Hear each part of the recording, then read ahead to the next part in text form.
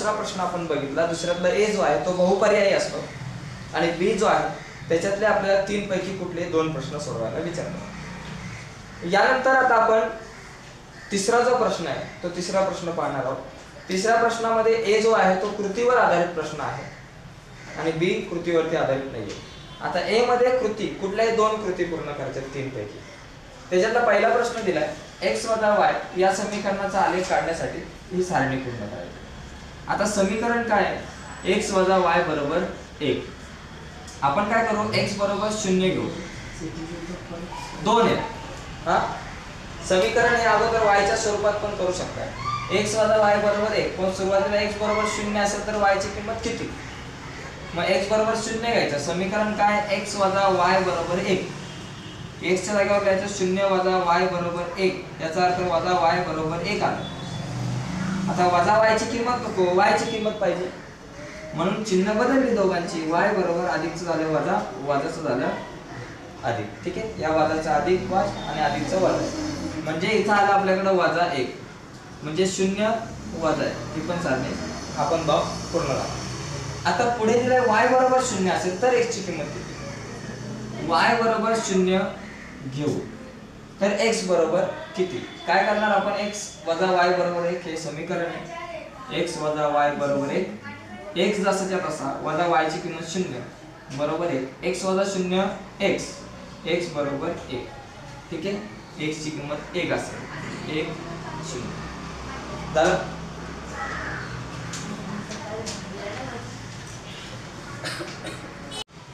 दुसरा प्रश्न आहे आपला 1,3,5 ... 149 ही एक अंकगणिती श्रेणी आहे, तर खालील चौकटी पूर्ण करा। ओके, आता a बरोबर किती, पहिलं पद असतं 1, मग d बरोबर किती असणार इथं, 3तून 1 गेले 2, 5तून 3 गेले 2, d म्हणजे साधारण फरक किती आलं, 2 आलं। ओके, आता tn बरोबर 149 दिलंय। आता यावरून सूत्र वापरलं पहिलं, tn = a + n - 1 × d। आता फक्त सूत्रात किमती टाकायच्या, tn किती 149, आता a किती आहे, 1 आहे, n माहिती नाही, -1 × d ची किंमत किती आहे, 2। ओके, आता इथे काय येणार बाबा, 2n बरोबर काय येणार बॉक्स मध्ये, तर इथे बघा पुढची स्टेप अशी असेल की 149 बरोबर 1 + 2 × n 2n आणि 2 × -1 -2। ठीक आहे, मग काय असणार आहे, 2n, 1 - 2 किती, -1 म्हणजे 2n - 1। ठीक आहे, आता n बरोबर किती असणार, मग आता इथे -1 येत बरोबर चिन्हाच्या पलीकडे गेले +1 झाले, म्हणून 149 + 1 बरोबर 2n, 149 आणि 1 किती, 150 बरोबर 2n, 2 गुणिले इकडे भागिले 150 / 2 बरोबर n, म्हणून n बरोबर 150 चे निम्मे 75, म्हणजे या बॉक्स मध्ये असणार आहे 75। असं कच्चं काम करावं लागेल, डायरेक्ट अंदाज पंचे बॉक्स मध्ये काय किमती भरायच्या नाही। हा सोपा प्रश्न आहे। मॉडेल हायस्कूल मधील वर्गातील एकूण 42 विद्यार्थ्यांपैकी एकूण 42 विद्यार्थी आहेत, 3 विद्यार्थी चष्मा लावतात। ओके, वर्गातील एक विद्यार्थी यादृच्छिक पद्धतीने काढला तर तो चष्मा वापरलेला असण्याची संभाव्यता काढायची। तर वर्गात एकूण किती विद्यार्थी, 42 आहेत, म्हणून नंबर ऑफ एस किती, 42। प्रश्नातच उत्तर, विद्यार्थी चष्मा वापरतो ही घटना ए मान। आता नंबर ऑफ ए किती मुलं चष्मा वापरतात, 3, मग नंबर ऑफ ए = 3। नाही तुम्ही तुमच्या वर्गात पेपर लिहिताना आजूबाजूला मुलं मोजून नका लिहू किती आमच्या वर्गातली मुलं वापरतात चष्मा, इथं दिले 3 मुलं। हा P ऑफ ए संभाव्यता, सूत्र काय, नंबर ऑफ ए भागिले नंबर ऑफ एस। आता नंबर ऑफ ए किती आपल्याकडे इथं, मग आणखी एक पायरी तुम्ही वाढू शकता, नंबर ऑफ ए किती आहे, 3 भागिले 42, किती त्रिक 42, 14 त्रिक 42, 3 ने जर भाग लावला 42 ला, 3 1 किती, 3 चौक 12, 1/14। ओके,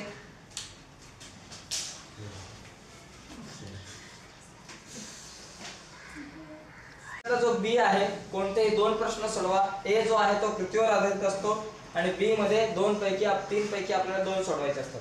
त्याच्यातला पहिला प्रश्न दिला सोडवा, म्हणजे हे वर्ग समीकरण सोडवायचं आहे, 5m² - 22m - 15 = 0।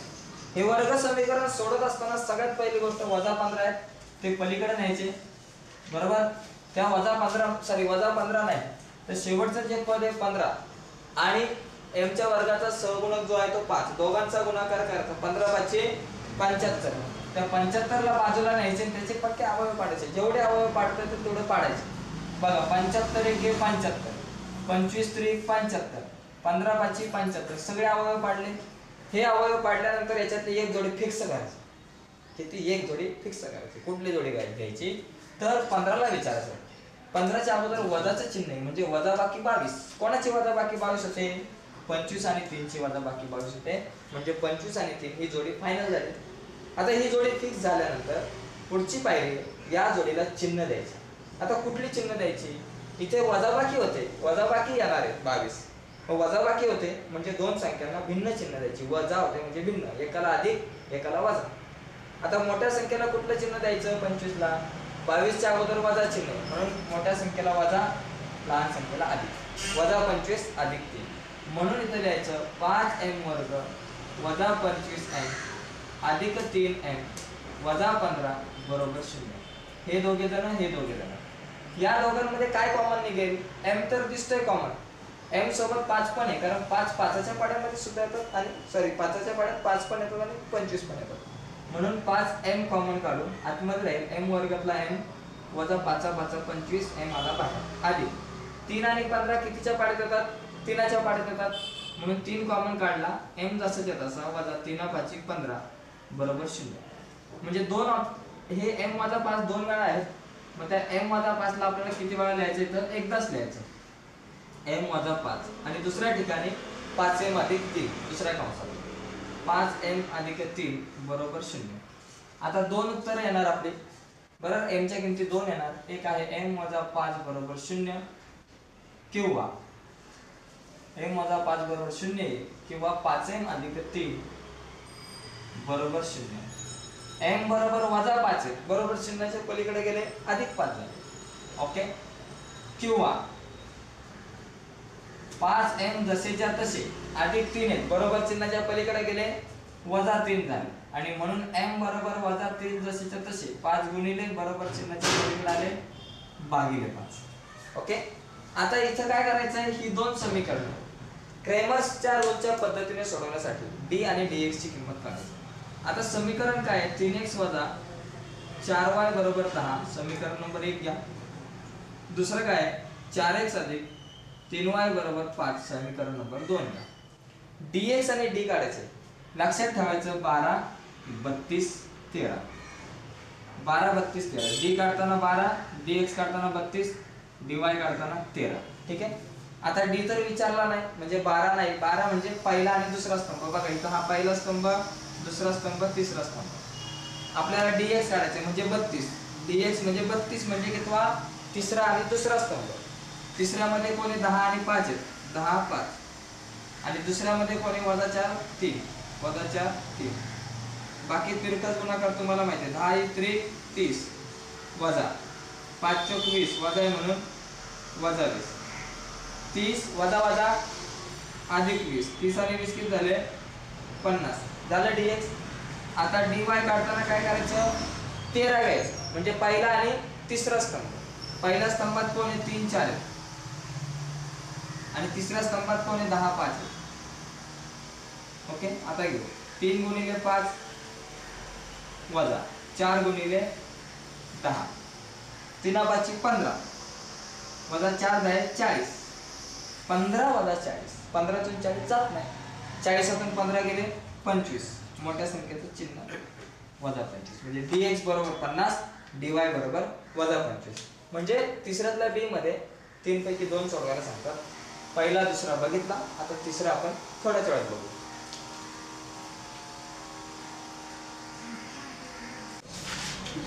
एका अंकगणिती श्रेणीचे तिसरा प्रश्न आहे. एका अंकगणिती श्रेणीचे पहिले पद म्हणजे काय? a बरोबर किती? 10,000 आणि साधारण फरक म्हणजे d बरोबर किती दिलाय? 2000. तर पहिल्या 12 पदांची बेरीज म्हणजे s12 काढायचं, ओके. मग यासाठी सूत्र कुठलं वापरणार? SN चं n/2 कंसात 2a अधिक n वजा 1 गुणिले d. ओके. एस एन एनच्या जागेवर किती लिहिणार 12. एस 12 काढायचं आहे ना, 12 पदांची बेरीज म्हणून 12. एन ची किंमत 12, एनच्या जागेवर 12 लिहिणार कारण एस 12 काढायचं आहे. भागिले 2 तसेच्या तसे. 2 गुणिले 1 किती 10,000 आहे म्हणून एच्या जागेवर लिहायचं 10,000 अधिक एन वजा 1.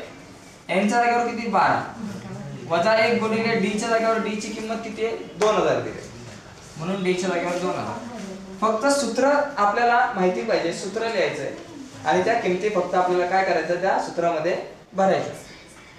बेस सक 12, 10,000 दुने 20,000 अधिक 12 तून 1 गेला 11 आणि गुणिले हे 2000. ठीक आहे. 6 जसेच्या तसे, 20,000 तसेच्या तसे आणि अधिक 11 दुने 22,000 झाले तर बरोबर. 11 दुने 22,000. 6 गुणिले 22 आणि 20,000 42,000 आणि 42 स किती 6 दुने 12 आजच्याला 6 दुने 12 आजच्याला 1 आला 6 आणि 25 252,000 म्हणजे 2,52,000 आपल्याकडे पहिल्या 12 पदांची बेरीज आहे. ठीक आहे.